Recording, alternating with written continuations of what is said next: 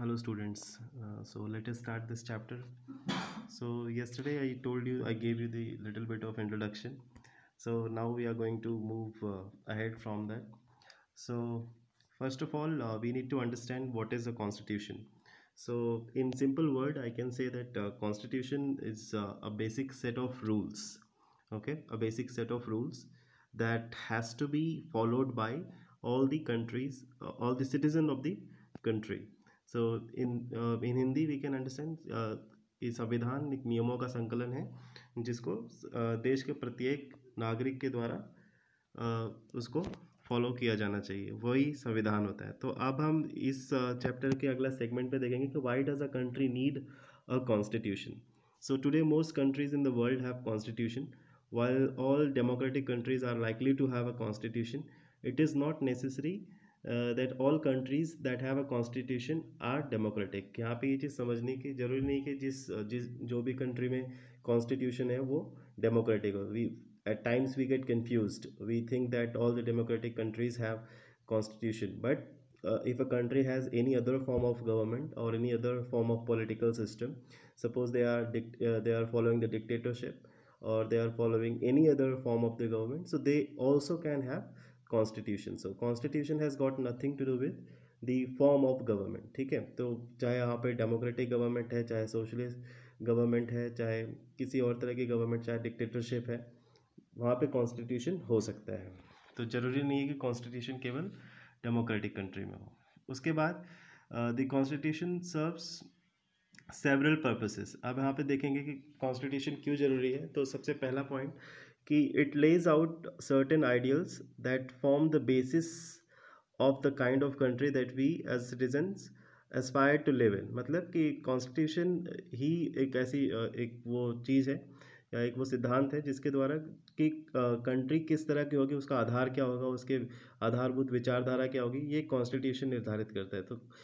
तो in put it other way, constitution tells us what the fundamental nature of our society is. मतलब हमारे society, हमारे governmental system का, हमारे देश का क्या नेचर है वो हमें कॉन्स्टिट्यूशन के द्वारा पता चलता है। तो इसलिए हमें कॉन्स्टिट्यूशन ज़रूरी है। तो a country is usually made up of different communities of people. हमें सबको पता है कि कंट्री के अंदर अलग अलग कम्युनिटी के लोग होते हैं। जैसे इंडिया के अंदर हिंदूज़ हैं, मुस्लिम्स हैं और अलग अलग रिलीजन्स हैं, सिख है, जैनिज़्म है, बुद्धिज़्म है। तो इन सबको एक साथ किस तरह से ये लोग एक साथ रह पाते हैं, is just because of the constitution. क्यों? Because constitution makes sure that no unjust happens with any community. ठीक है, इसी वजह से all the people of this country are able to live together. We in this classroom, if you take an example of your classroom, in your classroom there will be students from different social background, right. तो हम लोग क्यों इस तरह से शांति से एक साथ with harmony, with peace, with love क्यों पढ़ पा रहे हैं? क्योंकि there is a constitution that protects every individuals rights. It doesn't mean from which background you come from which religion you come from, or from which caste you belong to.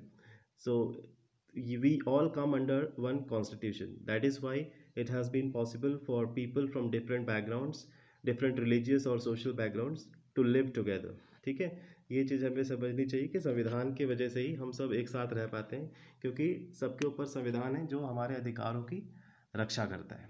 ये हमें समझ में आया कि this is why we need constitution. So अब सबसे last lines पढ़िए। This includes not only the type of government but also the agreement on certain ideals that they all believe the country should uphold. तो उसका संविधान का जो like all the communities संविधान को फॉलो करती हैं, not about the governmental system, और कि ऐसा नहीं कि वो सभी कि किस तरह का गवर्नमेंट होगा खाली इसी चीज़ पे सहमत है, बल्कि संविधान के जो दूसरे आदर्श है, जो दूसरे रूल्स रेगुलेशंस है, उस सभी पे सभी कम्युनिटी का कंसेंट होता है। मतलब सभी कम्युनिटी उसके अंडर में रहना चाहते हैं, वो उनको एक्सेप्ट होता है। That is why it has been possible for us to live. जैसे हम लोग इंडिया की एग्जाम्पल में बात कर सकते हैं कि इंडिया के अंदर अलग अलग धर्म के लोग, अलग अलग सामाजिक बैकग्राउंड के लोग क्यों रह पाते हैं? क्योंकि हम सभी को अपने संविधान के ऊपर भरोसा है और हम सभी जानते हैं कि संविधान के अंदर सभी के अधिकारों की रक्षा हो सकती है या होती है। तो अब हम एक एग्जांपल से इसको समझते हैं कि संवैधानिक जो संविधान के आदर्श हैं तो वो किस तरह के होते हैं। किसी मतलब एक गवर्नमेंटल सिस्टम, जैसे मान लीजिए अब मोनार्की सिस्टम है, उसके अंदर संविधान जो है, क्या वही संविधान हम लोग लोकतंत्र में भी यूज़ कर सकते हैं? मतलब can we use the same constitutional rule that we use in the monarchy system? Can we use the same thing in the democratic system? No, the answer is no. क्यों? क्योंकि देखो, मोनार्की सिस्टम क्या होता है? When there is a king to rule, जब एक king का शासन होता है किसी देश के अंदर, उस सिस्टम को मोनार्की सिस्टम कहा जाता है। ठीक है। और लोकतंत्र का क्या मतलब है? डेमोक्रेसी का मतलब है कि when when people rule, like democracy is a form of government where people take make their decisions themselves, like this is the rule of people for people and by the people. So इसलिए क्या होता है कि जब लोकतंत्र में अगर हम कोई एक कंट्री का एग्जांपल लेते हैं, नेपाल का। नेपाल में क्या था? नेपाल में the previous constitution of Nepal which had been adopted in 1990 reflected the fact that the final authority rested with the king। तो 1990 में जो संविधान अप्लाई गया था नेपाल के अंदर, उसके अंदर क्या था? जो फाइनल अथॉरिटी थी, डिसीजन मेकिंग की जो फाइनल अथॉरिटी थी या फाइनल अधिकार था, वो किसके ऊपर था? किंग के पास था। सो किंग, जब किंग के पास कोई फाइनल अधिकार होता है तो उस सिस्टम को क्या बोलते हैं? Monarchy system.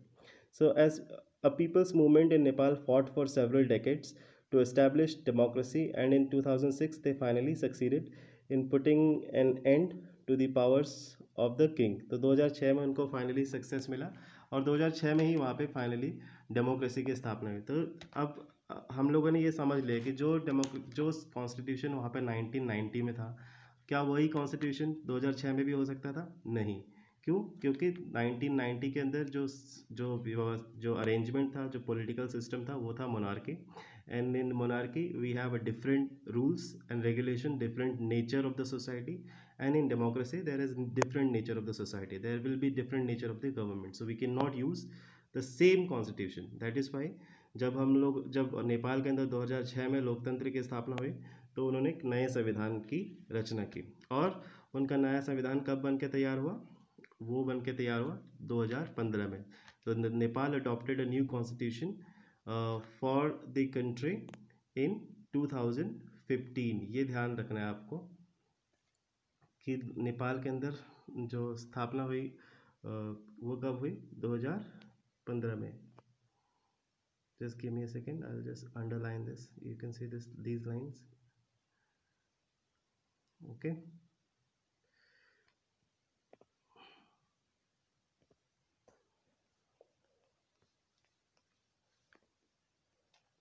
Yeah, so the cap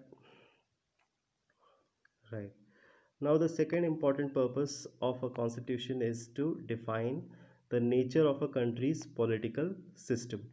For example, Nepal's earlier constitution stated that the country was to be ruled by the king and his council of ministers. In countries that have adopted a democratic form of government or polity, the constitution plays a crucial role in laying out certain important guidelines that govern the decision making within the societies। तो अगला important point क्या है? हमें constitution की ज़रूरत क्यों होती है?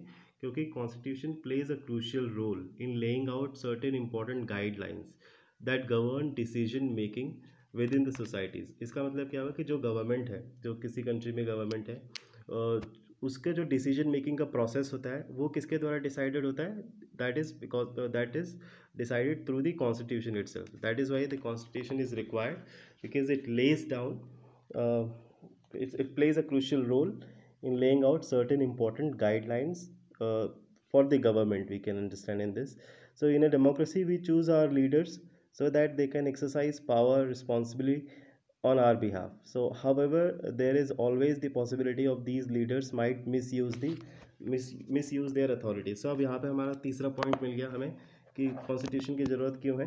क्योंकि कॉन्स्टिट्यूशन लिमिट करता है power of the government. So it is the constitution that limits the power of the government. And what does it how does it help? How does it help to limit the power of the government? See, if there will be some limits on the power of the government, then the government will not be able to misuse its powers। So that is a very important point कि constitution क्या help करता है हमें? Constitution सरकार की शक्तियों पर नियंत्रण रखता है या नियंत्रण करता है, जिससे कि सरकार की शक्तियाँ असीमित नहीं हो पाती और वो उसका मिसयूज़ नहीं कर सकते। इसको हम लोग एक एग्जांपल से समझ सकते हैं। देखिए, Suresh is the class monitor, he is a bully. His classmates are not too fond of him. Mrs. Rao, the class teacher, has to leave the classroom on some urgent work. She asks Suresh to mind the class. Suresh starts picking on Anil. Anil, today I'm going to report to you, Mrs. Rao. But what have I done? Ma'am, now वो बताता है ma'am को कि ma'am, while you were away, Anil kept talking loudly and disturbing the class. He would not listen to me. Anil, will you have to stay back after school? You will have to stay back after the school and write, I will not disobey the class monitor 100 times. But ma'am, I did not do anything. अब अनिल कह रहा है कि उसने कुछ किया ही नहीं.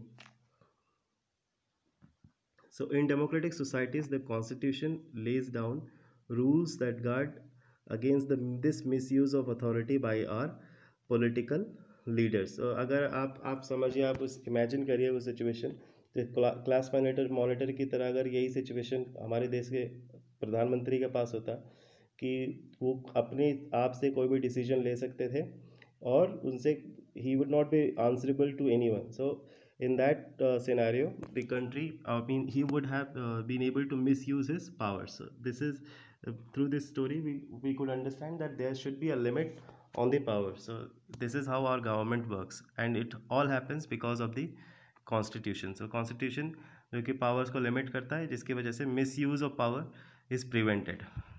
ठीक है. So in the case of Indian constitution, about which you will read more later in this chapter, many of these laws are contained in the section of on fundamental rights. Do you recall the chapter on Dalit? So what is fundamental rights? We all know that there are 6 fundamental rights we have. ठीक है. Fundamental rights are something that if any violation of those rights happen, we can directly go to the high court और supreme court. ये हमारे fundamental rights हैं. हमारा एक जो constitution हमें एक विशेष अधिकार देती है हर सिटीजन को, इंडिया के उन सभी के पास 6 फंडामेंटल राइट्स हैं. अगर उनका कोई भी वायलेशन करता है तो हमारे पास ये अधिकार है कि we can go to the supreme court और हाई कोर्ट डायरेक्टली.